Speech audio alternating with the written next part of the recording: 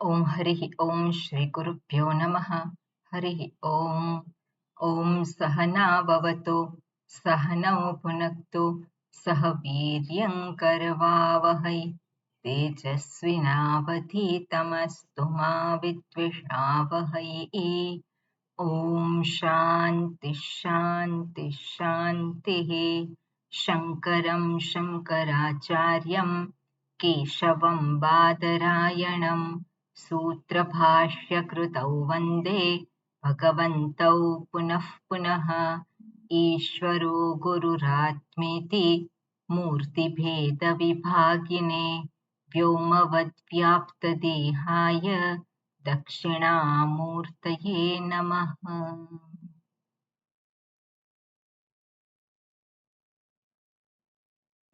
दयाकरं दयाकारं दान्तं धर्मप्रवर्तकं प्रणमामि दयानन्दं मदाचार्यवरं परम्।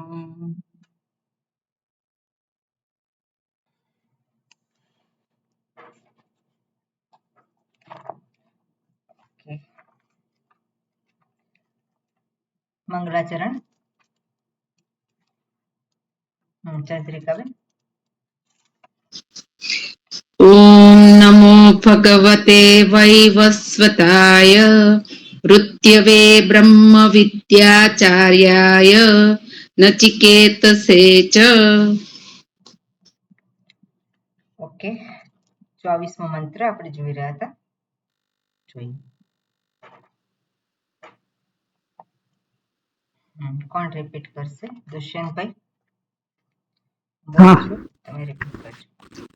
ના વિરતો દુશ્ચરિતાत् ના શાંતો ના સમાહિતઃ नाविरतो दुश्चरितान् नाशान्तो नासमाहितः ના શાन्तमानसो वापि प्रज्ञानेनैनमाप्नुयात् नाशान्तमानसो वापि प्रज्ञानेन नाप्नुयात्। આ મંત્ર આપણે જોઈ રહ્યા હતા। હવે જે મંત્રમાં પહેલી લાઈન છે ના વિરતો દુશ્ચરિતા, પછી ના શાંતો છે, ત્યાં સંધિ થયેલી છે, સંધિનો વિચ્છેદ કરીએ તો શું થાય?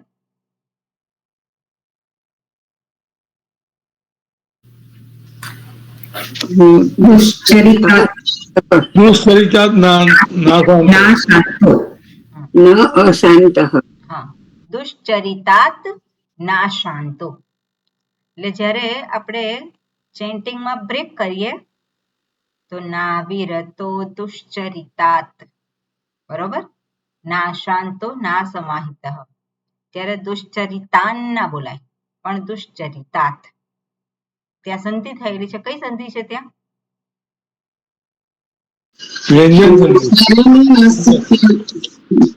વિસર્ગ સંધિ સંધિ નહીં ને સ્વામીજી? હા, વ્યંજન સંધિ બરોબર છે, પણ વ્યંજન સંધિ અંતર્ગત શું છે? નકાર થયો છે સ્વામીજી। બરોબર છે, પણ કઈ સંધિ કહેવાય ને? યરોનો નાસિક અનુનાસિકો વાત છે ને, અનુનાસિક સંધિ કહેવાય। અનુનાદ વ્યંજન સંધિ અંતર્ગત અનુનાસિક સંધિ છે અને સૂત્ર લાગુ પડે છે, શું છે? યરોનું યરહ અનુનાસિકે અનુનાસિકો વા, એનો અર્થ શું થાય છે? યરની પાછળ અનુનાસિક આવે તો યરનો અનુનાસિક થાય, અને યર એટલે કયા છે? હય વરઠ, બરાબર ને? હ છોડી અને રેફ સુધીના, આ બધા જ વર્ણ આવે તો શું થાય? અનુનાસિક થાય, બરાબર? એટલે એ પ્રમાણે અહીંયા તકારનો નકાર થયો છે। ઓકે, આપણે જોઈ રહ્યા હતા અહીંયા ન દુશ્ચરિતાત પ્રતિષિદ્ધાત શ્રુતિ સ્મૃતિ વિહિતાત પાપ કર્મણઃ અવિરતઃ અનુપરતઃ, આ બધું જ આપણે જોયેલું છે, હું ખાલી વાંચું છું। ન અપી ઇન્દ્રિય લૌલ્યાત અશાંતઃ અનુપરતઃ ન અપી અસમાહિતઃ અનેકાગ્રમનાઃ વિક્ષિપ્તચિત્તઃ સમાહિતચિત્તઃ અપિ સન સમાધાનઃ ફલાર્થિત્વાत् ન અપि અશાંતમાનસઃ વ્યાપૃતચિત્તઃ પ્રજ્ઞાનેન બ્રહ્મવિજ્ઞાનેન એનં પ્રકૃતમ આત્માનમ આપનુયાત. પેલા ન કર્યું અને પછી કે છે પ્રજ્ઞાનેન બ્રહ્મવિજ્ઞાનેન એનં પ્રકૃતમ આત્માનમ આપનુયાત. પ્રજ્ઞાનેન એટલે શું છે? જ્ઞાનેન. જ્ઞાનેન એટલે શું છે? વિજ્ઞાનેન. અને કયું વિજ્ઞાન? તો આગળ દર્શાવ્યું છે બ્રહ્મ વિજ્ઞાનેન. અને બ્રહ્મ વિજ્ઞાન એટલે કયું? ગયા વખતે જોયેલું છે. બ્રહ્મ શબ્દનો અર્થ શું થાય છે? પરિપૂર્ણ. પરિપૂર્ણ. અને પરિપૂર્ણ કોણ છે? હું છું. હું છું. બરાબર. બ્રહ્મ વિજ્ઞાનીને એટલે આત્મવિજ્ઞાન. પરિપૂર્ણનું જે ભાન થાય છે અને પરિપૂર્ણ બીજું કોક હોય આપણે એને જાણીએ તો હું પરિપૂર્ણ થઈ શકું નહીં. પણ બીજું જે પરિપૂર્ણ ધારો કે મને જાણું અને એ જે પરિપૂર્ણ એ જેને જાણું છું એ જ હું હોઉં, અર્થાત એનાથી અભિન્ન હોઉં, તો જ હું પણ પરિપૂર્ણ થઈ શકું. એટલે પરમાત્માને પણ પરિપૂર્ણ કહીએ છીએ. એને જાણીને પણ હું પરિપૂર્ણ થઉં. પણ કેમ થઉં છું? કારણ કે એ મારાથી અભિન્ન છે. એટલે હુંથી અભિન્ન એવા પરિપૂર્ણ તત્વને હું જાણું, પછી એને પરમાત્મા કહીએ કે આત્મા કહીએ. એને જાણું અને એને જાણીને જ હું મુક્ત થઉં. એટલે આ રીતે અહીંયા કહ્યું છે બ્રહ્મ વિજ્ઞાનેન એનમ આપનુયાત. કોને પ્રાપ્ત કરવાનો છે? એનમ આપનુયાત, તો પ્રકૃતમ આત્માનમ કહ્યું છે. અને પ્રકૃતમ આત્માનમ એટલે શું છે? પ્રકૃતમ શબ્દનો અર્થ ગઈ વખતે શું જોયો હતો? પ્રકૃતમ શબ્દનો અર્થ શું જોયો હતો?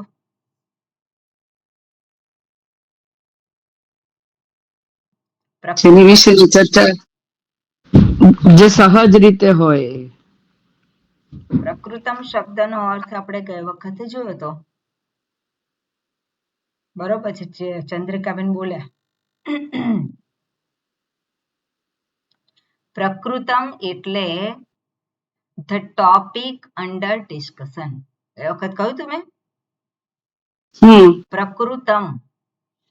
પ્રાકૃતમ એ શબ્દનો અર્થ થાય પ્રકૃતિમાંથી ઉત્પન્ન થયેલું, પ્રાકૃત.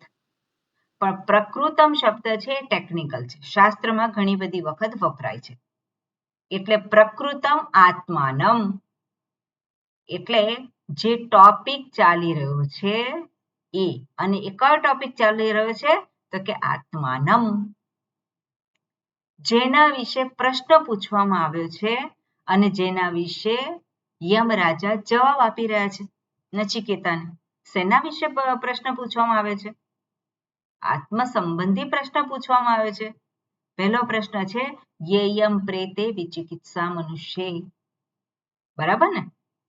એટલે આત્મા આ જે છે આ શરીરના મૃત્યુ પછી તેનું શું થાય છે? રહે છે કે નથી રહેતો? બીજો પ્રશ્ન જે પૂછે છે ફરી પાછું એનો એ જ પ્રશ્ન પૂછ્યો છે પણ જુદા શબ્દોમાં પૂછ્યો છે. અને ત્યારે પણ શું કહ્યું છે? અન્યત્ર ધર્માત અન્યત્ર અધર્માત. ધર્મ અને અધર્મથી પર, પાપ અને પુણ્યથી પર, ભૂત અને ભવિષ્યથી પર. એવું એ જે તત્વ છે એના વિશે તમે કહો. અને એવું એ તત્વ છે શું છે? આત્મ તત્વ. એટલે પ્રકૃતમ આત્માનમ એટલે શું થાય? કે જે ટોપિક ચાલી રહ્યો છે એ આત્માનમ પ્રજ્ઞાનેનમ આપનુયાત. એને વિજ્ઞાન દ્વારા, જ્ઞાન દ્વારા જ જાણી શકાય. કયું વિજ્ઞાન? તો કે બ્રહ્મ વિજ્ઞાન. અને બ્રહ્મ વિજ્ઞાન એટલે શું છે? પરિપૂર્ણનું જ્ઞાન. પરિપૂર્ણ શું છે? બ્રહ્મ. બ્રહ્મ એટલે કોણ? પરમાત્મા. પરમાત્મા એટલે કોણ? આત્મા. બરાબર? આ બધી છે આપણા મનમાં આ બધું ગોઠવાઈ જવું જોઈએ કે બ્રહ્મ વિજ્ઞાન છે એટલે પરિપૂર્ણનું જ્ઞાન. પરિપૂર્ણ કોણ છે? એક જ છે. અને એ કોણ છે? એ હું છું. એટલે પરમાત્મા કહીએ કે બ્રહ્મ કહીએ કે આત્મા કહીએ, એના જ્ઞાન દ્વારા એને પ્રાપ્ત થાય છે. પ્રજ્ઞાનેનમ એનમ આત્માનમ આપનુયાત. અહીંયા પ્રજ્ઞાનેન એટલે જ્ઞાન દ્વારા અને પ્રાપ્ત થાય છે. ઓકે, એટલે આપણે આ જોઈ રહ્યા હતા ને, આ જ વસ્તુ છેલ્લે. ઓકે, એના પછી શું કહે છે? આગળનું વાક્ય વાંચીએ.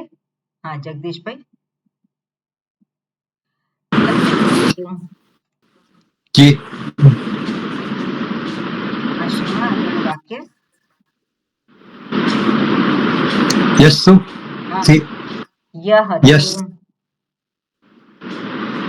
યસ્તુ દુશ્ચરિતાત યહતુ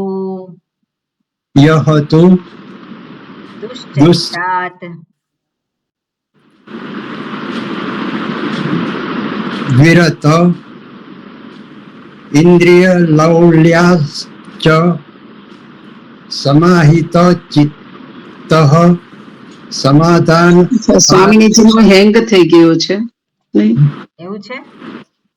ના ના, બરાબર છે, મને એવું લાગ્યું.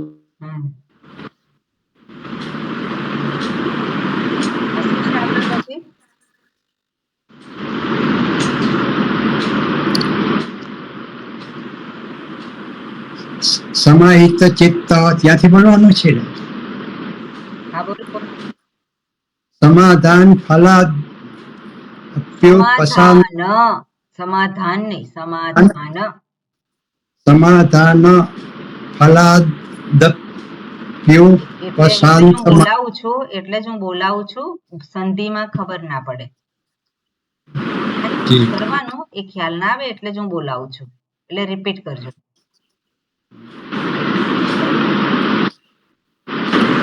બોલું પછી બોલજો એમ.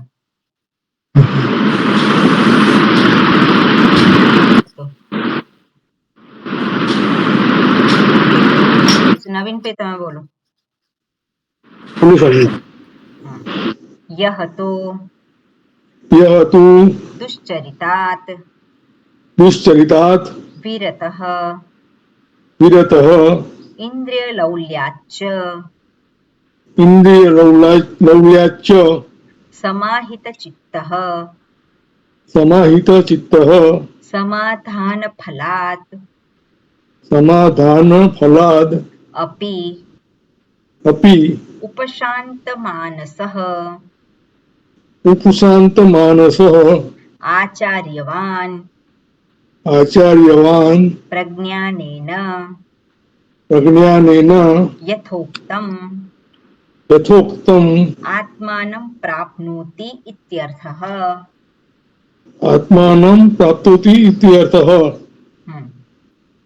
એટલે અહીંયા જે વાત કરી હોય પ્રજ્ઞાનેન એનમ આપનુયાત, તો એ વાક્ય પહેલા જ કહી દઉં. પ્રજ્ઞાનેન એટલે બ્રહ્મ વિજ્ઞાનેન, એનમ પ્રકૃતમ આત્માનમ આપનુયાત. બરોબર, એ આગળના વાક્યમાં જ આખી વસ્તુ કહી દીધી છે, છતાં પણ હવે પછીનું વાક્ય છે એને જ વધારે સ્પષ્ટ કરે છે. પ્રજ્ઞાનેન એનમ આપનુયાત. પ્રજ્ઞાન દ્વારા, વિજ્ઞાન દ્વારા, જ્ઞાન દ્વારા એ આ આત્માને પ્રાપ્ત કરે છે, જાણે છે. અને વસ્તુ શું છે? એટલે ફરી પાછું એને જ એક્સપ્લેન કરતા શું કે છે? યહતુ દુશ્ચરિતાત વિરતઃ. જે યહતુ, બરાબર, છૂટું પાડીએ તો શું થાય? યહતુ. હવે યહતુ કેવી રીતે થયું છે? યસ્તુ છે અહીંયા તો. યસ્તુ કેવી રીતે થઈ ગયું યહતુ ને બદલે?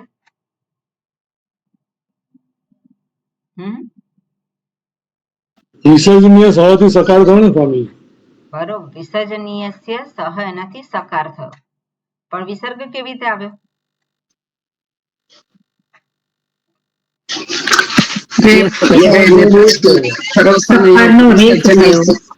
ઓકે, કુસુમબેન ને બોલવા દો, નવા છે.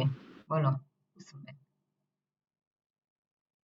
હું તો ખોટું બોલીશ, પણ યહ અને પછી તું એટલે વિસર્ગનો સઠ. ના ના, વિસર્ગ ક્યાંથી આવ્યો એવું મેં પૂછ્યું. એવું છે તો વિસર્ગ ક્યાંથી આવ્યો?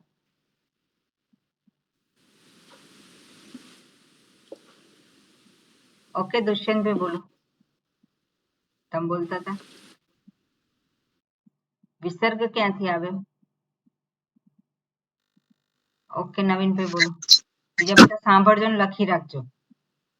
વારંવાર આવે છે, આપણે આટલા તો પંડિત થઈ જ જવાનું બધાએ. સકાળનો રેપ થયો સ્વામીજી. શેનો રેપ થયો? સકાર થયો અને સકાળનો રેપ થયો ને, બરોબર. પછી રેપનો સકાર રેપનો વિસર્ગ થયો સ્વામી. રેફનો વિસર્ગ થયો, વિસર્ગનો સકાર થયો. બરાબર. હા, એટલે બરોબર. સપ્તઋષુથી સકારનો રેફ થયો. એક જ છે સકારનો. સકાર જ્યાં આવતો હોય, વિસર્ગ ક્યાંથી આવે છે તો વિસર્ગ રેફમાંથી આવે છે. રેફ ક્યાંથી આવ્યો તો સકારમાંથી આવ્યો. એટલે બરોબર. સકારમાંથી રેફ આવ્યો, રેફમાંથી વિસર્ગ થયો, વિસર્ગમાંથી ફરી પાછો સકાર થયો. એટલે આ એક જે છે શું કહેવાય, સકાર જ હતો, ફરી પાછો સકાર થાય છે. પણ આપણે શું છે, એના નિયમો છે. એટલે યસ્તુ એટલે કે યહતુ દુશ્ચરિતાત વિરતઃ ઇન્દ્રિય લૌલ્યાચ્ચ. જે દુશ્ચરિત, જે આગળ આપણે એનો અર્થ જોયો જ છે, જે દુરાચારી છે એનાથી મુક્ત છે, દુરાચરણથી મુક્ત એવો. એટલું જ નહીં, ઇન્દ્રિય લૌલ્યાચ્ચ, ઇન્દ્રિયોના વિષયોની અંદર જે રમણ કરે છે એનાથી પણ ઉપર ઉઠેલો છે. એટલે ઇન્દ્રિયોના વિષયોમાં જે રમણ કરતો નથી. કેમ રમણ નથી કરતો? કારણ કે એની મર્યાદા જાણેલી છે. ઇન્દ્રિયોના વિષયો તાત્કાલિક સુખ આપે છે, પણ એ કાયમી સુખ આપતા નથી. એ સમજદારી. દ્રાક્ષ ખાટી છે એવું નહીં, પણ મારે જે જોઈએ છે એ ઇન્દ્રિયોનું સુખ નથી જોઈતું. ઇન્દ્રિયોનું સુખ કેવું છે? ભોગનું સુખ કેવું છે? ભોગનું સુખ રહેતું નથી, અને એ રહેતું નથી એટલે એ ભોગની ઈચ્છાઓ થતી નથી. એટલે ભોગની ઈચ્છાઓ ના થાય એ કેવું કહેવાય? ઉપર ઉઠેલો. આપણને થાય છે કે નથી થતી? ભોગની ઈચ્છાઓ થાય છે કે નથી થતી? એ વૈરાગ્યવાન કહેવાય, પણ ખાધાની થોડી લોલુપતા રહી જાય છે. પણ એટલે ગમે તે ઇન્દ્રિય છે, ખાધાની હવે આજે આપણે કહીએ રસનેન્દ્રિય, એ કોકને માટે ખાવા માટે. અને જેમ જેમ ઉંમર વધે તેમ તેમ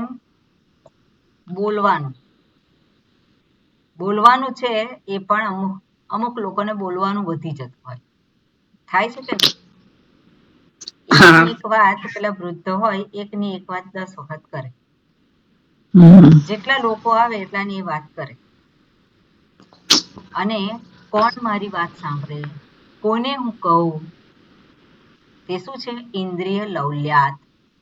પેલું બોલવાનું રહી ના શકે, ખાધા વગર રહી ના શકે, એટલે એને બેચેન બનાવે. શું કરે છે? બેચેન બનાવે છે. પણ એ બેચેનીમાંથી મુક્ત કેવી રીતે થઈ શકે? ભોગ દ્વારા નહીં, એના ઇન્દ્રિયોના ઉપયોગ દ્વારા નહીં, પણ કેવી રીતે એના પર વિજય મેળવી શકે? સંયમ. પણ સંયમ જે છે કેવો હોય? સમજદારી પૂર્વકનું સંયમ હોય. શાસ્ત્ર દમનની વાતો કરે છે, ઇન્દ્રિય દમન, પણ ઇન્દ્રિય દમન એ કાયમ ઇન્દ્રિયોને જો બંધ જ રાખવાની હોય તો ભગવાને ઇન્દ્રિયો આપી ના હોત. પણ ઇન્દ્રિયો આપી છે એટલે એનો ઉપયોગ જ કર્યા કરવો, તો એનાથી પણ મારે જે જોઈએ છે એની એ પ્રાપ્તિ થાય નહીં. એટલે ઇન્દ્રિયો ઉપયોગ માટે છે, નિષ્ક્રિયતા માટે નથી. ઇન્દ્રિયો ઉપયોગ માટે છે પણ દુરુપયોગ માટે નથી. એટલે ઇન્દ્રિયોના એના વિષયો સાથેના જે સંયોગ છે અને એ સંયોગમાં મને જો સુખની અનુભૂતિ, જો હું સુખની અપેક્ષા રાખું તો એ મારા માટે શાણપણ નથી. ઇન્દ્રિયોના ભોગ દ્વારા હું સુખની અપેક્ષા રાખું તો એ મારા માટે યોગ્ય નથી. જે વિચાર કરનારો વ્યક્તિ છે એ વિચાર કરે, મારે શું જોઈએ છે, મારે કેવું સુખ જોઈએ છે, અને એવો વ્યક્તિ આ ઇન્દ્રિયોના વિષયોમાં ખોવાઈ જાય નહીં. એનો અર્થ એવો નથી કે ભોગ ના કરે. ભોગ તો કરવો જરૂરી છે, કારણ કે શરીરને ટકાવી રાખવા માટે. પણ એનો ઉદ્દેશ શું છે? ભોગ પાછળનો શરીરને ટકાવી રાખવાનો, શરીરને સ્વસ્થ રાખવાનો, એ એનો ઉદ્દેશ છે. પણ એને માટે જ એ નથી જીવતો. શું છે? જીવન શેને માટે છે? જીવન ઉત્કૃષ્ટની પ્રાપ્તિ માટે છે. અને ઉત્કૃષ્ટ જે પરમ સુખ છે એ પરમ સુખની પ્રાપ્તિ માટે આ જે ઇન્દ્રિયોનું સુખ છે એનો ત્યાગ અનિવાર્ય છે. કેમ ઇન્દ્રિયોના સુખનો ત્યાગ અનિવાર્ય છે? કારણ કે મારું મન જે પરમ સુખની પ્રાપ્તિ કરવાની છે ત્યાં મારું મન પ્રવૃત્ત થતું નથી. આ ઇન્દ્રિયના જે બધા વિષયો છે એ મને એની તરફ જાણે કે ઢસડી જાય છે. અને ઢસડી જતા હોય અને મારું મન ત્યાં ને ત્યાં જ રોકાઈ જતું હોય તો એવું મન આત્મ સુખની પ્રાપ્તિ કરી શકે નહીં. એટલે મનને તૈયાર કરવું પડે. અને મનને તૈયાર કરવા માટે ઇન્દ્રિયોના વિષયોની મર્યાદા જાણવી રહી. ઇન્દ્રિયોના વિષયોની મર્યાદા છે, ઇન્દ્રિયોના વિષયના જે સુખ જે થાય છે એની પણ મર્યાદા છે. એટલે એના વિશે વિચાર કરવો રહ્યો. મારું મન વારંવાર ક્યાં જાય છે? મારું મન કેમ આવી ઈચ્છા કરે છે? અને ઈચ્છા કરે છે, ઈચ્છા પૂરી થઈ ગઈ તો ફરી પાછી ઈચ્છા નથી ઉત્પન્ન થતી ફરી? એવું નથી. ઈચ્છા આપણે પૂરી કરીએ એટલે શું કરીએ છીએ? આપણે પેલું બળતણ નાખીએ છીએ. શું છે? બળતણ નાખીએ છીએ આપણે ઈચ્છા પૂરી કરીને. એટલે વધારે પછી પેલું બળતણ નાખે એટલે શું થાય? ફરી પાછી વધારે ભડકો થાય. તો આપણે તો ઈચ્છામાંથી આપણે આપણા મનને મુક્ત કરવું છે. જીદ લઈને બેસે મન, ના આવું જ કરવું છે, આવું જ કરવું છે. તો એ મન જે જીદ લઈને બેઠું હોય તો એમાં ચિંતન એ કેવી રીતે કરી શકે? એ કેવું છે? અશાંત છે. અને અશાંત એવું ચિત્ત એ શાસ્ત્રના શબ્દોનું ચિંતન કરવાને સમર્થ નથી રહેતું. અને તો પરમ સુખની પ્રાપ્તિ પણ નથી થતી. મુક્તિની પ્રાપ્તિ થાય નહીં. પોતાના પરિપૂર્ણ સ્વરૂપને ઓળખી શકે નહીં. એટલે જે મર્યાદિત હોય એમાં બંધાયેલું મન પરિપૂર્ણને ઓળખી શકવાને અસમર્થ છે. એટલા માટે વૈરાગ્યની વાત શાસ્ત્ર કરે છે. વૈરાગ્ય એટલે ભાગી જવું એવું નહીં, પણ મારું મન એટલું મારા માટે અવેલેબલ હોય કે જેથી કરીને શાસ્ત્ર જે દર્શાવવા માંગે છે, જે પરિપૂર્ણ હું છે એને દર્શાવવા માંગે છે, એના વિશે વિચાર કરી શકવાને સમર્થ હોય. એટલું મારું મન મારા માટે અવેલેબલ હોય. જો મન જે છે એ બીજા વિષયોમાં જ, જે અનિત્ય વિષયોમાં જ હંમેશા રહેતું હોય તો એ મન જે છે એ આપણા માટે એ વિચારે પણ લાંબુ ના વિચારી શકે. લાંબુ એટલે કન્ટિન્યુઅસ, એક પછી એક, કારણ કે શાસ્ત્ર જે વાતો કરે છે એ સૂક્ષ્મ છે. આત્મા કેવો છે? સ્થૂળ નથી, એ સૂક્ષ્મ વસ્તુ છે અને સૂક્ષ્મ વસ્તુને પ્રાપ્ત કરવા માટે મન પણ સૂક્ષ્મ હોવું જરૂરી છે. અને મન સૂક્ષ્મ કઈ રીતે થાય છે? રાગ અને દ્વેષનું શમન થાય ત્યારે મન એ સૂક્ષ્મ છે, મુક્ત છે. સૂક્ષ્મ છે એ મુક્ત છે, વિચારવાને એ અવેલેબલ છે. મારી સેવા કરવા માટે,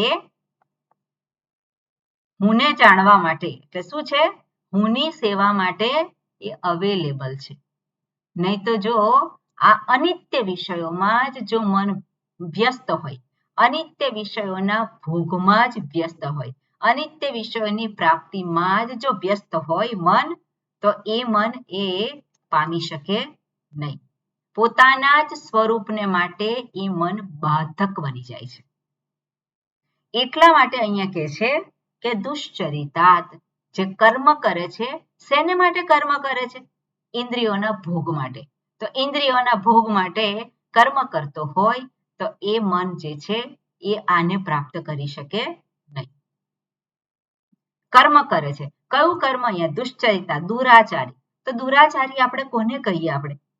આપણે તો દુરાચારીનો અર્થ એટલો જ લઈએ છે કે એ જે અધર્મ કાર્ય કરે છે. આપણે એટલો જ અર્થ લે કે અધર્મ કાર્ય જે કરે છે એનાથી એ મુક્ત. તો હવે સામાન્ય રીતે આપણે આપણા સંદર્ભમાં વિચારીએ તો એવું અધર્મ કાર્ય તો આપણે કરતા નથી હોતા. કોઈનું લૂંટી લેવું, જુઠ્ઠું બોલવું, કે કોઈને એ કરવું, નુકસાન કરવું, તો એવું તો આપણે કરતા નથી હોતા. પણ છતાં પણ આત્મપ્રાપ્તિ થઈ છે? નથી થઈ. તો આપણો એવો કયો વ્યવહાર છે કે જેથી કરી અને આપણને આત્મપ્રાપ્તિ નથી થઈ શકતી? શું અવરોધક છે? તો દુરાચરણ. તો દુરાચરણનો અર્થ શું થાય? કે જે મારા જે રાગ અને દ્વેષથી યુક્ત જે છે મારો વ્યવહાર, એ વ્યવહાર મારા માટે દુરાચરણ કહેવાય. કારણ કે એ જ મને મારા સ્વરૂપથી મને દૂર લઈ જનાર છે. મારા સ્વરૂપથી મને દૂર લઈ જનાર છે. એટલું જ નહીં, મારા સ્વરૂપથી મને વંચિત રાખનાર છે. મારું સ્વરૂપ શું છે? પરિપૂર્ણ છે. મારું સ્વરૂપ શું છે? સુખ સ્વરૂપ છે. અને એ સુખ કેવું છે? હંમેશનું સુખ છે. આપણને કોઈ સમસ્યા જ ના હોય ક્યારેય, તો એવી સ્થિતિ જોઈએ છે કે નહીં? આપણને એવી સ્થિતિ આપણને જોઈએ છે કે નહીં, કે સમસ્યા જ ના હોય જીવનમાં? તો એવી સ્થિતિ કઈ બહાર બધું સરખું કરી દેવાથી આપણને સ્થિતિ પ્રાપ્ત ના થાય. બહાર જગત તો એવું ને એવું જ રહે અને છતાં પણ હું સુખી હોઉં, હું મુક્ત હોઉં. મારે પેલું ભાર જે છે એ ભાર બધો કેવો છે? ભાર જતો રહ્યો. એટલે ભાર વગરનું જીવન, તો ભાર વગરનું જીવન તો મારે જોઈએ છે. હું વર્તમાનમાં રહું, તો હું વર્તમાનમાં કઈ રીતે રહી શકું? ક્યાં તો સામાન્ય રીતે શું થાય છે? ક્યાં તો હું ભૂતકાળમાં જતો રહું અથવા તો ભવિષ્યમાં. વર્તમાનમાં કેટલું રહીએ છીએ આપણે? એટલે ત્યાં આપણે વિચાર કરવાનો છે કે વર્તમાનમાં રહેવા માટે મારે શું કરવું પડે? વર્તમાનમાં રહેવા માટે મારે શું કરવું પડે? હું જે કરું છું, પેલું મારું મન જે છે ભૂતકાળમાં ગયું, કેમ ગયું એના વિશે વિચાર. ભૂતકાળના પ્રસંગોમાં જતું રહ્યું, ભૂતકાળના જે દુઃખદ જે છે, દુઃખ અનુભવાયું એમાં જતું રહ્યું. એવું કેમ થયું? કારણ કે મને કોઈક પ્રકારનું દુઃખ થયું છે. એ દુઃખ સામાન્ય રીતે સુખના પ્રસંગો આપણે યાદ નથી રાખતા. આપણને જે યાદ રહે છે, આપણા મનમાં જે છાપ ઊભી થાય છે, એ કેવા પ્રસંગોની ઊભી થયેલી છે? સુખના પ્રસંગો ભૂલાઈ જતા હોય છે, પણ દુઃખના પ્રસંગો હોય તે એ બધા નોંધી લે છે અને પછી એને યાદ કરે છે અને મન એમાં અટવાઈ જાય છે. અથવા તો ભવિષ્યની કંઈક ચિંતા હોય, ભવિષ્યની કંઈક કાલ્પનિક ચિંતા હોય અને એ અત્યારે વર્તમાનને વેડફી નાખતું હોય તો વર્તમાનમાં કેમ નથી રહેતું એનો જવાબ કોણ આપે? એનો જવાબ શાસ્ત્ર આપે. વર્તમાનમાં મારું મન રહેતું નથી. કેમ નથી રહેતું? ક્યાં જાય છે? ક્યાં જાય છે કોણ જાણે? પોતે જ જાણે. ભગવાન જાણે. પોતે જ જાણે છે. ભગવાન જાણે કે બીજું કોઈ વ્યક્તિ જાણે? બીજી કોઈ વ્યક્તિ કે ભગવાન ના જાણે. કોણ જાણે છે? હું જ જાણું છું કે મારું મન ક્યાં જતું રહે છે, કેમ જાય છે. ત્યાં વિચાર કરવાનું છે કે મારું મન ભૂતકાળમાં ગયું, પણ એ ભૂતકાળ તો ગયો છે, અત્યારે વર્તમાન શું કામ વેડફી નાખું? એવો વિચાર કોણ કરી શકે? ભૂતકાળ એ તો ભૂત છે. હું જ કરી શકું. એટલે મારે જ કરવાનું છે. વર્તમાન એ મારા હાથમાં છે અને વર્તમાનને હું સાચવી લઉં. ભવિષ્ય છે કલ્પના છે, ભવિષ્ય વર્તમાન થઈને આવવાનું છે. એટલે મારું મન કોઈક જગ્યાએ ભૂતકાળના કોઈક પ્રસંગોમાં એ જતું રહેતું હોય તો ત્યાંથી એને બહાર કાઢવાનું છે મારે પોતે જ. મારી જાતે જ મારે એને બહાર કાઢવાનું છે. એટલે એટલો વિવેક એ મારા માટે આવશ્યક છે કે મારું મન વર્તમાનમાં રહે. ભવિષ્યની કલ્પના એ કલ્પના છે, પણ જો વર્તમાનમાં રહેતું હોય તે વર્તમાન સમયનો, વર્તમાન પરિસ્થિતિનો એ ઉપયોગ કરી શકે.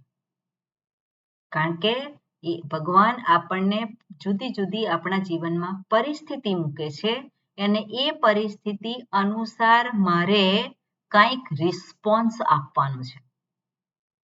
પરિસ્થિતિમાં મારે શું કરવાનું છે? એને રિસ્પોન્સ આપવાનો છે. મારે રિએક્શન નહીં, પણ શું આપવાનું હોય? રિસ્પોન્સ આપવાનો હોય. અને રિસ્પોન્સ આપવા માટે હું જાગ્રત હોવી જરૂરી છે કે નહીં? કોઈક વ્યક્તિ મને અપશબ્દ બોલે તો એ વખતે શું કરવાનું હોય? પ્રતિક્રિયા ના હોય, પણ શું હોય? પ્રતિભાવ હોય. રિએક્શન ના હોય, પણ શું હોય? એને માટે રિસ્પોન્સ હોય. પણ રિસ્પોન્સ ક્યારે આપી શકીએ? જ્યારે હું સ્વસ્થ હોઉં. હું ક્યારે સ્વસ્થ હોઉં? એણે મને અપશબ્દો કયા અને હું સ્વસ્થ હોઉં. કઈ રીતે હોઈ શકું? તમે જ કહો મને. હું સ્વસ્થ કઈ રીતે રહી શકું? મન અશાંત ના થઈ જાય. બરોબર છે. અશાંત ના થઈ જાય એ તો આપણે જોઈએ છે, પણ કઈ રીતે, કઈ સમજદારી હોય અશાંત ના કરતા આવડે તો થાય. પણ લેટ ગો એની પાછળની સમજદારી શું? આપણામાં એવો વિવેક એને મને નથી કીધું, પણ મારા શરીરને ઉદ્દેશીને કીધું છે, જે અનિત્ય છે, એવી સમજદારી. બરોબર. એટલે મારા શરીરને ઉદ્દેશીને કહું છે, હવે મારું અપમાન કરતો હોય શરીર અથવા તો આ જે કઈ છે ઈશ્વરની નિયત છે. ઇન્દ્રિયો, મન, બુદ્ધિ એને ઉદ્દેશીને કહ્યું છે. બરોબર. બીજું?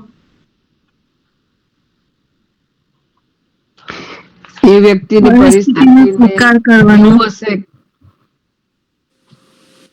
હા, હર્ષાબેન બોલી લો તમે, પછી ભાભીની બેન. એ જે વ્યક્તિ જેણે આપણું અપમાન કર્યું એની મનોસ્થિતિ બરાબર નથી, એટલે એનો સ્વીકાર આપણે કરીને આપણે જે પ્રતિભાવ આપવાની વાત થાય એ પ્રતિભાવ આપીને એના માટે લાગણી વ્યક્ત રાખીએ તો એનો ગુસ્સો બી અપમાન કરેલું એને રિયલાઇઝ થાય કે આપણે એને પોઝિટિવલી આપણે એને સ્વીકાર કર્યો છે. બરોબર, સરસ. હા, ભાવિની બેન. એ પરિસ્થિતિ આવી છે અને સ્વીકારી લેવાની એમ. બરોબર, પણ પરિસ્થિતિ આવી છે, આપણે સ્વીકારીએ, પણ એની પાછળની સમજદારી શું? જે કઈ થઈ રહ્યું છે એ ઈશ્વર દ્વારા થઈ રહ્યું છે. બરોબર, સરસ. બીજું કઈ? દુષ્યંતભાઈ, નવીનભાઈ? અનાત્માના ક્ષેત્રમાં થયું છે, જે થયું છે અનાત્માના ક્ષેત્ર. બરોબર, સરસ. હા, પછી નવીનભાઈ?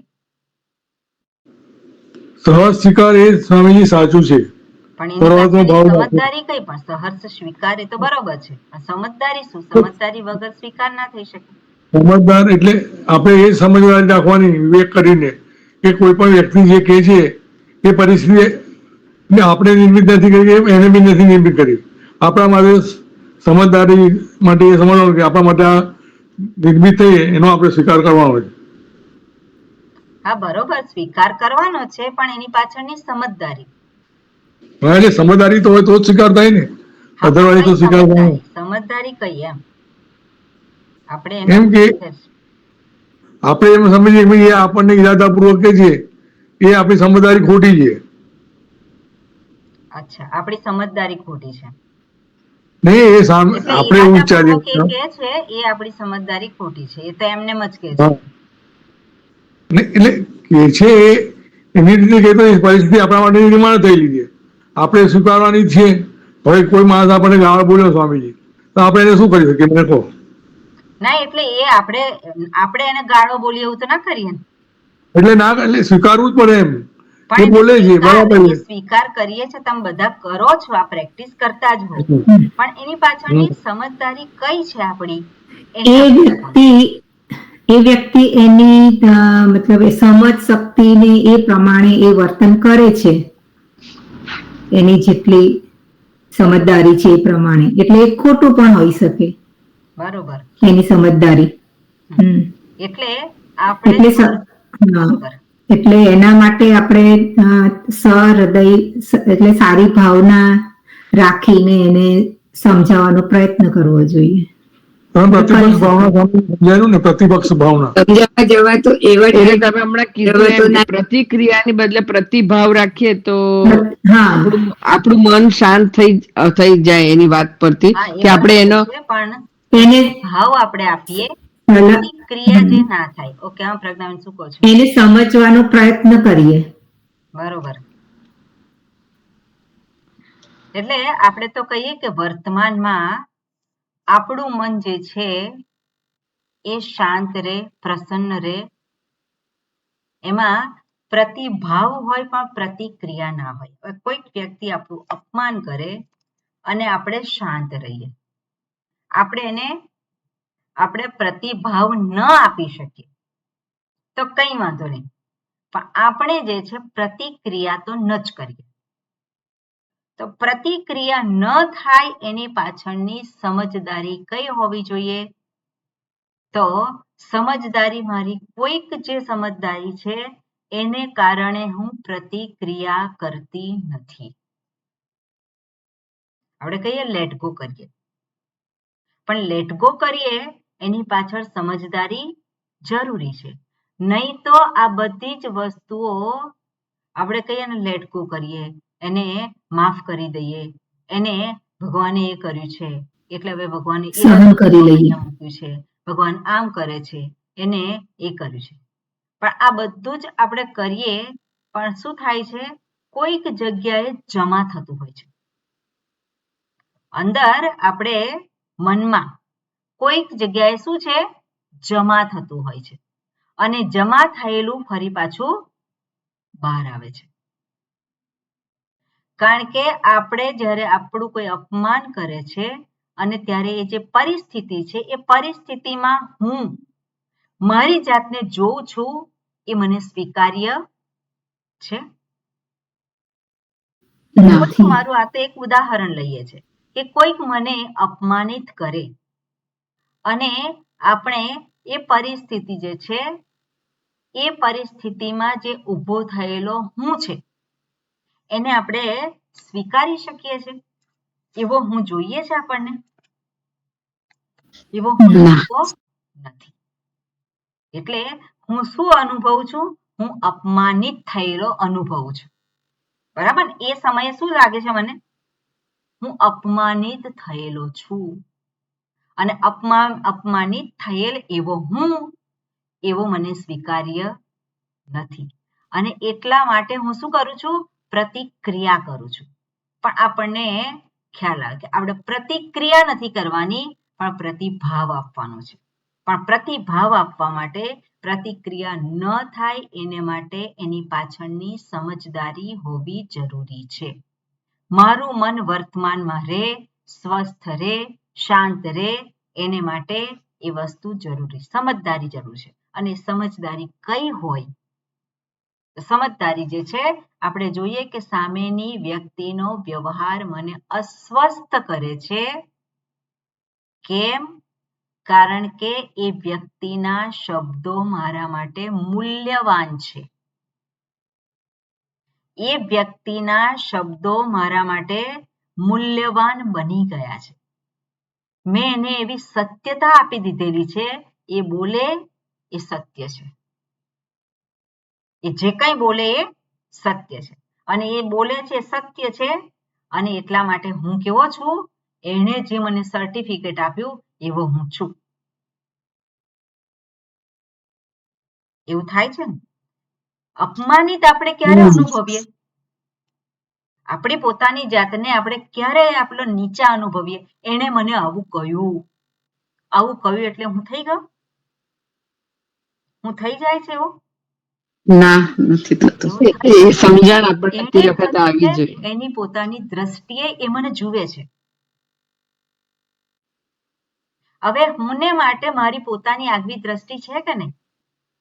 હું કેવો છું એ મને હું કેવી છું મને ખબર છે કે નહીં? કે બીજાએ કેવું પડે? ના, કોઈ ખબર મને છે. ગધેડા, મને ખબર છે. કોઈક મને કે ગધેડા, તો મને કેવું પડે કે તું ગધેડો નથી કે ગધેડી નથી? ન કેવું પડે. ના, કોઈ કહે કે તું જુઠ્ઠો ને તું જુઠ્ઠી, પણ એ ભલે એની રીતે કે, પણ એટલીસ્ટ મને તો ખબર છે કે હું જુઠ્ઠી નથી. જ્યારે પણ કોઈક વ્યક્તિનો વ્યવહાર મને અસ્વસ્થ કરતો હોય, ત્યારે એ વ્યક્તિનો જે કંઈ વ્યવહાર છે, જે કંઈ શબ્દો છે, એ મને ત્યારે જ અસ્વસ્થ કરી શકે જ્યારે એને હું સત્યતા આપું. હું મારી જાતને મિસ્ટર ક્લીન એવી જ જોવા માંગુ છું. એટલે હું જે છે હુંના વિશેનું મૂલ્યાંકન જે મેં કરેલું છે, એ છે એના કરતા વધારે કર્યું હોય. હું તો બહુ સારી છું. કોણ પૂછે છે તને સારી છું કે ખરાબ છે? જેવા છે એવા છીએ આપણે, જેવા છીએ એવા છીએ. અને ઉત્તરોત્તર આપણે આપણી જાતને વધારે ને વધારે સારી બનાવવા માંગીએ છીએ. ઉત્તરોત્તર વધારે સ્વસ્થ કરવા માંગીએ છીએ. છે કે નહીં એવું? એટલે હું સારી, એ ખરાબ, એ આગળ, હું પાછળ, કે હું આગળ, એ પાછળ, કમ્પેરિઝન. એને સ્થાન ક્યાં છે? નરેન્દ્ર મોદીએ આ પહેલું વર્ષ હતું ત્યારે છોકરાઓને ઉદ્દેશીને કહ્યું તે બહુ સરસ વાત છે અને આપણી કરવા જેવી છે. હવે પેલા વિદ્યાર્થીઓ સ્કૂલમાં હોય, હવે એ બોર્ડમાં પહેલો નંબર બધાનો આવે? પહેલો નંબર આવે? ના આવે, કોઈકનો જ આવે પહેલો નંબર. તો હવે આગળ પાછળ તો થવાનું છે કે નહીં? આગળ પાછળ તો હંમેશા રહેવાનું છે. એ કમ્પેરિઝન તો હંમેશા રહેવાની જ છે, કારણ કે દરેક વ્યક્તિ જુદી છે. વ્યક્તિ જુદી છે, અને એક વખત એક આગળ છે, બીજી વખત બીજો આગળ છે. સંભવિત છે કે નહીં? બીજી વખત બીજો આગળ ગયો એટલે પેલાને શું થાય કે હવે હું આગળ જઉં.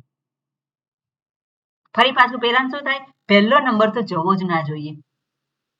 અને પહેલો નંબર બધા જ ક્ષેત્રમાં, બધા જ ક્ષેત્ર જોઈએ તો આપણે શું થાય? પહેલો નંબર જાળવવા માટે પેલો કેટલો માથાકૂટ કરે છે. બરાબર ને? આ તો ભણવાના ક્ષેત્રમાં. પણ નરેન્દ્ર મોદીએ સરસ કહ્યું કે તમારે બીજાને જોવાની, કમ્પેરિઝન કરવાની જરૂર નથી. બીજાને જોઈને તમે પોતાનો જ રેકોર્ડ તોડો. ગયા વખતે આટલા માર્ક્સ આવ્યા હતા, આ વિષયમાં હું કાચો છું, આ વખતે થોડી વધારે મહેનત કરું અને વધારે માર્ક્સ લાવું. તો શું થયું? મારી પોતાની જાતને જ મેં શું કરી? વધારે સારી કરી. થાય કે નહીં એવું? એટલે બીજાની સામે જોવાની જરૂર જ નથી. ભગવાને આપણને જે પ્રારબ્ધ આપ્યું છે, જે પરિસ્થિતિ આપી છે, જે લોકો આપ્યા છે, એ બધું મારા માટે પરફેક્ટ છે. મારા સ્વરૂપને ઓળખવા માટે એવું જ હોવું જોઈએ, જે આપેલું છે એવું જ હોવું જોઈએ. પણ એ જે પરિસ્થિતિમાં હું અસ્વસ્થ થઈ જાઉં છું, મારી જાતને સંભાળી નથી શકતી, તો હવે હું મારા પોતાના જ વિશે હું વિચારું, હવે આવી પરિસ્થિતિ ઊભી થાય ત્યારે હું અસ્વસ્થ ના થઉં, મારે નથી થવું. શું કરું એને માટે? શું કરું એ મને પોતાને જ ખબર પડે. બરાબર ને? કમ્પેરિઝનમાં હું બીજાની કમ્પેરિઝન કરું તો એમાં એ રીતે હું ક્યારેય સુખી થઈ શકું નહીં, કોઈનાથી હું આગળ જઈ શકું નહીં, કારણ કે કોઈક તો આગળ હોવાનો જ છે. જ્યારે એકને આપણે આંબીએ ત્યારે બીજો દેખાય, બીજાને આપણે આંબીએ ત્યારે ત્રીજો આગળ દેખાય, એટલે આગળ તો કોઈક ને કોઈક દેખાવાનું જ છે. અને એવી રીતે આપણે વધારે સારા થઈ શકીએ નહીં, આ રીત નથી.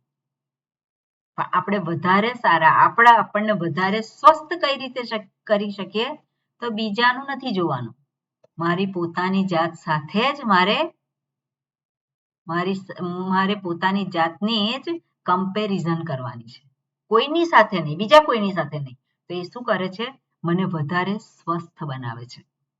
કોઈક અપમાન કર્યું તો એને અપમાન કરે છે, એ મને આ રીતે જુએ છે, એની આ દ્રષ્ટિ છે મારા તરફની.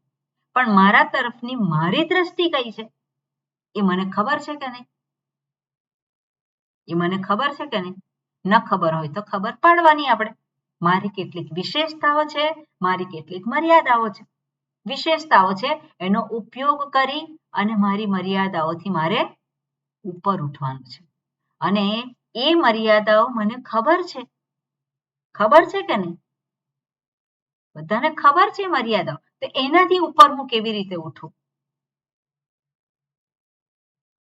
મને ખાવાનું જે છે એ બહુ ભાવે છે, કંઈક જોઉં અને ખાધા વગર રહેવાય નહીં, તો એ મર્યાદા મને ખબર છે કે નહીં? તો ફરી વખત પ્રસંગ આવે ઓછું ખાવું, એવું કરી શકું કે ઓપ્શન છે કે નહીં? ન ખાવું, થોડુંક ખાવું, પછી ખાવું, બધા ઓપ્શન્સ છે કે નહીં? એ બધા શું કરે છે? મારી જે પેલી ઇન્દ્રિય લોલુપતા છે એમાંથી મને ધીરે રહી સંયમ કરાવે. સંયમ કરાવે. એટલે સંયમ વગર સ્વતંત્રતા ના હોય. સંયમ વગર સ્વતંત્રતા ના હોય એટલે મારું મન એ ભોગમાંથી મુક્ત થઈ શકે નહીં. એટલે આપણે કોઈ પણ રીતે આપણા મનને વર્તમાનમાં રાખવું છે. કોઈ ગમે તે કરે મારી સાથે, પણ જે કોઈ પરિસ્થિતિ ઉત્પન્ન થઈ હોય એમાં હું સ્વસ્થ રહું, હું વર્તમાનમાં રહું, તો એ જ મુક્તિ છે. બીજી કઈ મુક્તિ? બીજી જે મુક્તિ છે તો કાલ્પનિક મુક્તિ કહેવાય કે નહીં? મુક્તિ જે છે કઈ મુક્તિ? આ જ મુક્તિ છે કે જ્યારે જીવન જીવું છું ત્યારે જ હું મુક્ત. સમસ્યા આવી અને હું ગભરાઈ ગયો તો શું થયું? ત્યાં ગભરાઈ જાઉં, પરિસ્થિતિનો સ્વીકાર મેં નથી કર્યો, મારી સ્વસ્થતા જતી રહે છે. તે એવું નથી જોઈતું મારે. અને પરિસ્થિતિઓ તો આવવાની જ છે, એને માટેની તૈયારી. બરાબર ને? હું સ્વસ્થ રહું, મારે સ્વસ્થતા જોઈએ છે, મારે પ્રસન્નતા જોઈએ છે, ગમે તે પરિસ્થિતિ આવે હું વર્તમાનમાં રહું, તે તો હું કરી શકું એમ છું. અને કઈ સમજદારી છે તે? સમજદારી આપણે આપણા પોતાના વિશેની સમજદારી. આપણે જોઈએ કે જગતમાં જે ને જે કેવું હોય એ, પણ હું પોતે મારા વિશે શું માનું છું, છે કે નહીં? હું મને પોતાને કઈ રીતે, બીજા કે તું સાચો એટલે હું સાચી, કોકને કહેવા જઈએ આપણે કે જો એને તો આવું કહ્યું, હું આવી છું કઈ? તો હવે એ બીજો આપણને કે ના તું આવી નથી, કે આપણને પોતાને ખબર હોય.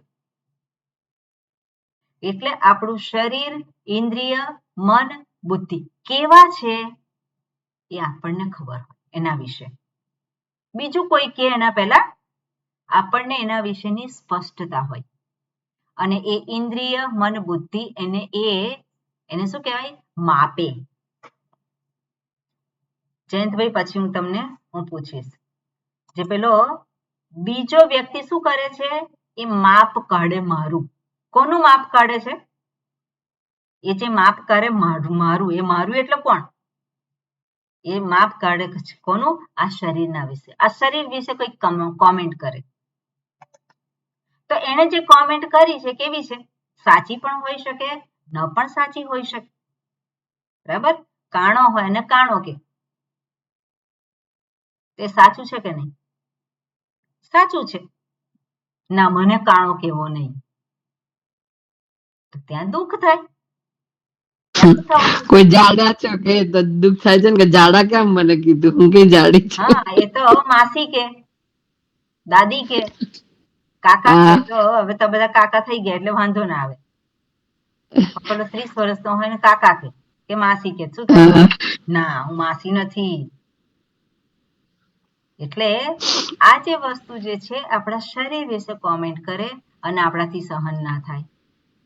આપણા મન વિશે કોમેન્ટ કરે, એ તો નથી સારી, એ તો નકામી છે, એ તો લોભી છે, એ તો કંજૂસ છે, આવું બધું જે કંઈ કહેતા હોય તો એ મને મારા વિશે સર્ટિફિકેટ આપે કે હું જાણું છું કેવી છું. આપણી મર્યાદાઓ અને આપણી જે વિશેષતાઓ જે છે, ભગવાને મૂકેલી છે વિશેષતાઓ કંઈક ને કંઈક, એને આપણે જાણીએ અને એને જે વિશેષતાઓનો ઉપયોગ કરી મર્યાદામાંથી ઉપર ઉઠવાનો પ્રયત્ન. તો એ વસ્તુ આપણે જો મનમાં હોય તો આપણે વર્તમાનમાં રહીએ. કોઈકને આધારે આપણે જીવન જીવવાનું છે. કોઈક આપણને સિક્કા મારી દે એટલે એવા છીએ આપણે? એવા નથી. આપણે આપણી જાતને ઓળખીએ છીએ. બરોબર કે નહીં? સમજદારી એટલે કઈ સમજદારી હોવી જોઈએ? આ સમજદારી છે કે મારે વર્તમાનમાં સ્વસ્થ રહેવું છે. સ્વસ્થ રહેવું છે તો કોઈ ગમે તે વ્યવહાર કરે પણ હું સ્વસ્થ રહી શકું. અને શાસ્ત્ર આપણને મદદ કરે છે. શાસ્ત્ર તો કહે છે તારા સ્વરૂપમાં કોઈ જગ્યાએ દુઃખ નથી, કોઈ સમસ્યા નથી, પણ તું તારી જાતને આજે શરીર જેટલો માની લે છે, ઇન્દ્રિયો જેટલો માની લે છે, મન જેટલો માની લે છે, એટલે સમસ્યાઓ છે. શાસ્ત્ર તો આપણને એ જે કાયમી આપણને શું કહેવાય સોલ્યુશન એ બતાવે છે, પણ એ કાયમી સોલ્યુશન છે એ આપણને પચતું નથી. એટલે વૈકલ્પિક જે વ્યવહારિક જે છે એ સોલ્યુશન આપે છે, વ્યવહારિક ઉપાય બતાવે છે. તો વ્યવહારિક ઉપાય તો આપણે કરવાનો કે નહીં? આપણે આ સમજદારી હોય. બીજું જે કહ્યું હોય કે કર્મયોગ, ભગવાન કર્મયોગ એટલે શું છે? બધી જ પરિસ્થિતિઓ કોણ મોકલે છે? કોણ મોકલે છે? એ મોકલે છે. અને એ મોકલે છે કોઈકના મોઢામાં અપશબ્દો એ મોકલે છે, એની બુદ્ધિને પ્રેરિત કરનાર એ જ. અને એ બોલે છે એટલે હું સાંભળી લઉં. હું સાંભળું છું ત્યારે હું કોણ છું? સાંભળનાર તરીકે પણ પેલો બોલનાર તરીકે કોણ છે? હું છે અને સાંભળનાર તરીકે પણ હું. સાંભળનાર તરીકે પણ હું છું. મારે આ સાંભળે છે, આ શબ્દો જે છે જાય છે અંદર અને સહન નથી થતું મારથી. ત્યાં શું છે? સહન નથી થતું. ક્યારે થાય? જ્યારે ઈશ્વરનો અનાદર હોય, ઈશ્વરને આપણે સેતુ રૂપે ના જોતા હોય. એટલે જ્યારે પેલો કરનારો જે છે એના તરફથી આવે છે મારે સહન કરી લેવાનું, મારે નહીં કરવાનું, મારે પ્રતિક્રિયા નહીં કરવાની, તો ત્યાં પેલો હું જે છે એને કઈ રીતે જુએ છે? હું એક જુદો છું. બોલનાર તો પેલો બોલાવે છે, કોકના દ્વારા નિમિત્ત બને છે, તો હું નિમિત્ત નથી સાંભળવા માટે? છું કે નહીં નિમિત્ત? પેલો બોલવા માટે નિમિત્ત છે, હું સાંભળનાર તરીકે નિમિત્ત છું. પણ આપણે આપણી જાતને બાકાત કરી દઈએ છીએ ત્યાં. આપણી સમજ શક્તિ જતી રહે છે. એટલે એ વખતે એટલે આપણે આપણી પોતાની જાતને શું માનીએ છીએ એ વધારે મહત્વનું છે. બરાબર ને? એણે તો કહ્યું એટલે હું એવો થઈ ગયો, એવી થઈ ગઈ, એવું નથી. આપણે શું આપણી જાતને માનીએ છીએ અને એને ચેલેન્જ કરવાનો. આપણી સમજદારી અત્યારે જે છે એને વધારે સારી સમજદારી ઊભી કરવાની હોય, એને ચેલેન્જ કરવાનું. એના માટે વિચાર કરવો પડે, વિવેક કરવો પડે. એટલે સતત આત્મવિચાર, આત્મવિચાર એટલે શાસ્ત્ર કહે છે તો સચ્ચિદાનંદ આત્મા છે, એ વિચાર નહીં. એ વિચાર તો આપણને પછી એ સત્ય સમજાય, એ સત્ય એ પછી સમજાય, પણ એની પહેલા એ સત્ય સમજવું જરૂરી છે કે હું આ બધાથી જ કેવો છું, હું જે કંઈ મને પ્રાપ્ત થાય છે પરિસ્થિતિ, અને જેવી પણ પરિસ્થિતિ પ્રાપ્ત થાય છે ત્યાં હું સ્વસ્થ રહી શકું છું, હું પ્રસન્ન રહી શકું છું. બરાબર ને? એટલે હું મારા પોતાના વિશે શું માનું છું, બીજા જે માનતા હોય, અને તો પછી એ સ્વસ્થતા આપણને રહે. કોઈ પણ જીવનમાં ઘટના બને ત્યારે હું સ્વસ્થ રહી શકું. એટલે સહન કરું સહન નથી થતું, પછી શું થાય છે? બાર. એટલે સમજદારી પૂર્વક. હા, જયંતભાઈ શું કહેતા હતા? સ્વામીજી, હું માત્ર આજે ઉપશાંત મના જે આપણને પ્રાપ્ત થવાની છે, હવે એ આમ સામાન્ય વ્યવહારમાં આપણે જો જોઈએ તો માણસની અંદર એક સહજતા પહેલેથી જ જો ઇમ્બાઇબ થયેલી હોય તો એ આ દરેક વસ્તુમાંથી મુક્ત રહી શકે છે. એની ઉપર ઉઠવું એ વસ્તુ પાછી જુદી થઈ જાય છે. પણ હું એવું માનું છું કે બેઝિક જે સહજતા માણસમાં હોય તો આ દરેક વસ્તુ એને રિયલી એ પ્રાપ્ત કરવાને શક્તિમાન હોય છે. હા, પણ સહજતા એટલે શું? પણ એક સહજતા એટલે તમારી પોતાની જે અંગત છે એ તમે એક સહજ, દાખલા તરીકે આજે આપણને કોઈ કઈ કહે કે ભાઈ તમે આમ છો કે આમ છો કે આમ છો કે આમ છો, પણ એ દરેક વસ્તુ તમને તો ઈશ્વરે દરેક વસ્તુ આપેલી જ છે. એમાં તમે જે તમારી મર્યાદા છે એની સહજતા એક વખત સ્વીકારી લેશો તો તમને ઉપર ઉઠવું પણ એટલું જ સહેલું લાગશે અને તમને સ્વસ્થ રહેવું પણ એટલું જ સહેલું લાગે. હું એવું માનું છું. હા, એટલે પોતાની મર્યાદાઓથી વાકેફ રહેવાનું હોય, અને મર્યાદાઓ વિશે કોઈક આપણને કે આપણું ધ્યાન કોઈક દોરે કે આપણને એના વિશેનું આપણને દર્શાવે, તો પછી એમાં દુઃખ ક્યાં લાગે? તે વખતે આપણો અહંકાર ના લડવો જોઈએ. કેમ? તે વખતે આપણો અહંકાર, મારે તો મિસ્ટર ક્લીન જોવો છે બીજાની સામે, હું અંદર જેવો હોય પણ એને મારા માટે સારો જ અભિપ્રાય આપવાનો, એવી જે અપેક્ષા છે એ શું છે? આપણે આપણા જે કંઈ આપણી મર્યાદાઓ છે એની ઉપર આપણે શું કરીએ છીએ? પોતે જ એક આવરણ ઊભું કરીએ, આવરણ ભરી દંભ દઈએ કરે છે. પછી શું કરે છે માણસ? દંભ કરે છે. હું આવો નથી. કોણ પૂછે છે તમને આવો નથી? કોને પડી છે આપણે કેવા છીએ?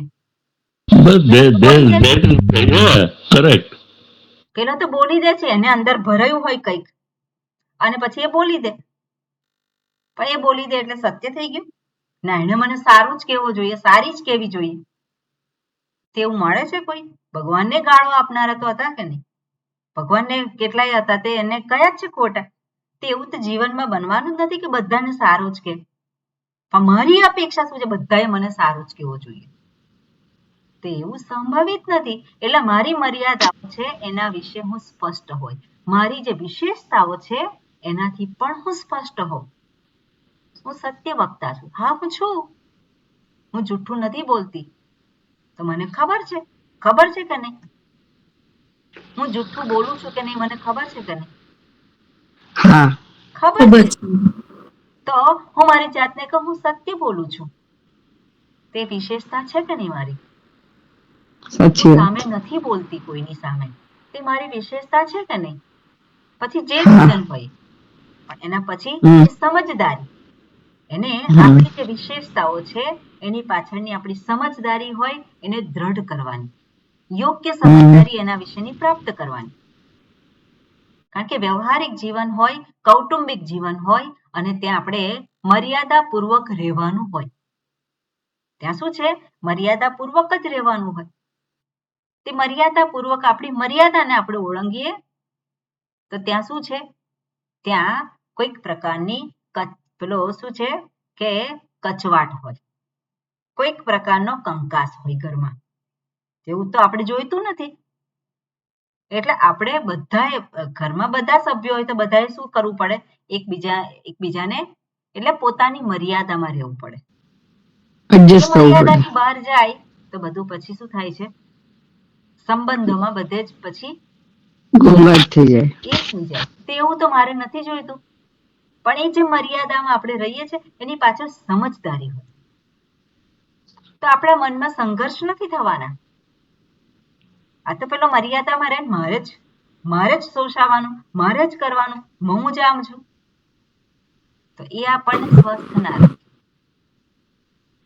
બરાબર ને? ભાવિની બેન કઈ કહેતા હતા? હા, મારી સાથે જ કેમ આવું થાય, આવું બી ઘણી વાર થઈ જાય. હા, એટલે મારી સાથે જ આવું થાય. એટલે પેલું દ્રષ્ટિ જે છે ક્યાં છે, હુંની ઉપર. મને જ કેમ, હું જ એ છું, હું નબળી છું, મારી પર બધા ચડી બેસે છે ને મને જ આવું કરે. પણ એવું નહીં.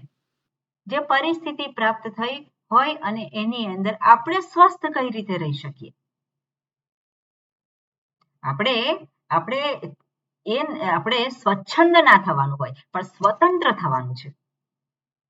બરાબર ને? અને સ્વતંત્રતા એ સમજદારી પૂર્વક જ પ્રાપ્ત થાય. સ્વચ્છંદ જીવન છે એમાં સુખ નથી, પણ સ્વતંત્રતા છે ત્યાં સુખ છે, અને એવું જોઈએ છે મારે. એને માટે આપણે સમજદારી પૂર્વક આપણે મર્યાદામાં રહીએ. બરાબર ને? એટલે એ જ વસ્તુ અહીંયા દર્શાવે છે. યસ્તુ દુશ્ચરિતાત એટલે દુરાચારથી મુક્ત.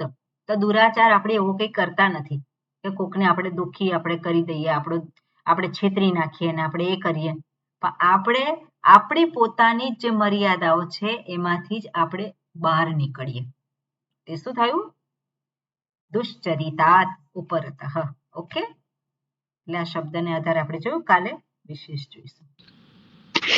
ઓમ પૂર્ણમતઃ પૂર્ણમિદં પૂર્ણાત પૂર્ણમુદચ્યતે પૂર્ણસ્ય પૂર્ણમાદાય પૂર્ણમેવાવશિષ્યતે. ઓમ શાંતિ શાંતિ શાંતિ. હરિ ઓમ શ્રી ગુરુભ્યો નમઃ. હરિ ઓમ. હરિઓમ સ્વામી. હરિઓમ.